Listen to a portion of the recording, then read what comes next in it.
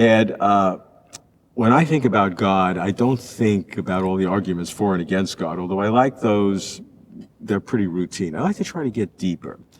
You've really looked at the attributes of God, God's power and knowledge and freedom, nature of God as a person. When you think about all this, I want to bring those together, those attributes, and ask you a strange question. What does it feel like to be God? You claim God as a person.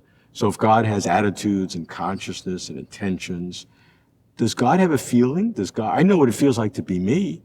Does God have a feeling what it knows like to be God? I have no idea what it feels like to be God. I really don't, and I haven't thought about it very much. I think I don't know what it feels like to be other kinds of creatures, other kinds of species. I don't know what it would feel like to be a horse, for example, or to take a famous example, what it feels like to be a bat.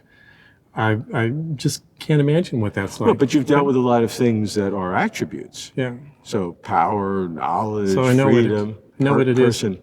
To be able to do some things, and I know it's able, so I can imagine what it would feel like to be able to do even more than that. I don't know, for a long time, philosophers thought that God was sort of impassible and unchanging. And had no feelings. And I suppose on a view like that, not much by way of feeling either. People like Aquinas thought that feelings had to come from the body, so that when you were without a body, you didn't have emotions and feelings. So you could be a person without having feelings. Without having feelings. Okay. In recent years, people have found that a kind of unsettling concept of what God is like. People have written in more recent years about God suffering or God sharing in suffering. And they certainly use such phrases as God disapproves of what I've done, God is disappointed with certain things. So to the extent that we can grasp having any feelings, I think it's tempting to say, well, that God must be disappointed with the way some things happen, and he must be sad about some really bad things happening. But I can't begin to imagine what that would be like. I think to the extent that it makes any sense at all to talk about this, I think any feeling of sympathetic suffering, sympathy for someone who's suffering has to be way more intense than anything we manage to do for each other. So I think this is kind of one of those things that just completely beyond our grasp. So if God feels our suffering, and if there's traditions along those lines, I mean, those are feelings. Yeah. You can't say that those are artificial or metaphors or some anthropomorphizing reasoning that we reason into what God's doing. And so if God has feelings, does that undercut some of the traditional philosophical visions of this, maximally perfected God? But doesn't fit in quite exactly well. The attributing feelings to God doesn't quite mesh completely well with a kind of austere conception of God as merely the subject of these traditional divine attributes.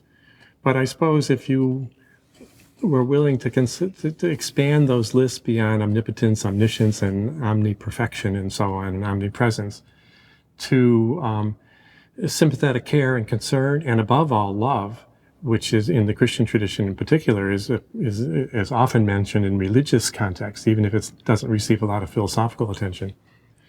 Someone who really loves others can experience real sadness when bad things happen to the loved one, could experience some joy when the loved one succeeds in certain ways. So, I mean, complete conjecture here, but kind of empathy that's possible. But if that's true, doesn't that contradict some of the traditions in terms of God knowing the future? Because if God knows the future so clearly, how could God at any one point feel anything because it was going to happen? I mean, if I know something bad is going to happen, or I'm going to have to, go through, when I get home after a month, I have to go through boxes of mail. And, that's, when I do it, it's very unpleasant. But if I know it's coming, it's sort of, I don't have that same feeling. So if you know what's going to happen, you can prepare for it in some ways. Or you don't feel the suffering in that way, the same way. Right. If we could, I don't know if I can try to answer this without taking a stand on God's relationship to time, but I prefer to answer it without taking a stand on that. But suppose he knows ahead of time that some bad things are going to happen, just as we can know ahead of time some bad things are happening. Sometimes when we have advanced knowledge, that helps us steel ourselves for it. It helps us prepare for it. But in many cases, if you knew that you were going to have surgery without anesthesia or pick some painful thing, thinking about it ahead of time, being aware of it ahead of time is not going to make it any less painful while you're doing it. And similarly, if you're really suffering at a certain time and you know that suffering is going to end 8 hours hence, your knowledge that it's going to end in a while doesn't make the suffering, doesn't make that current suffering any less intense, any less awful. I mean, maybe it removes a certain despair, this will never go away. It replaces it, this won't go away for hours.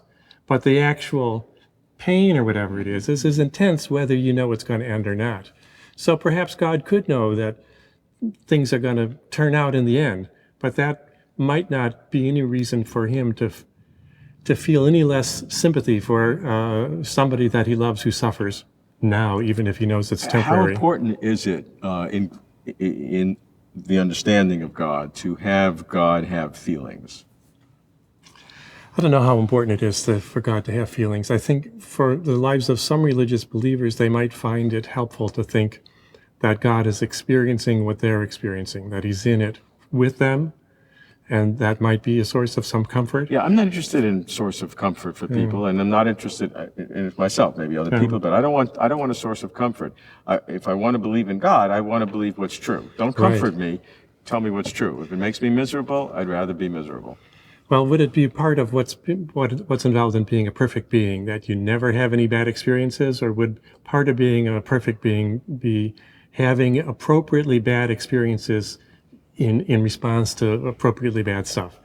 I don't know the answer to that, but maybe one way of trying to settle that question is to figure out, well, really what is involved in being a perfect being?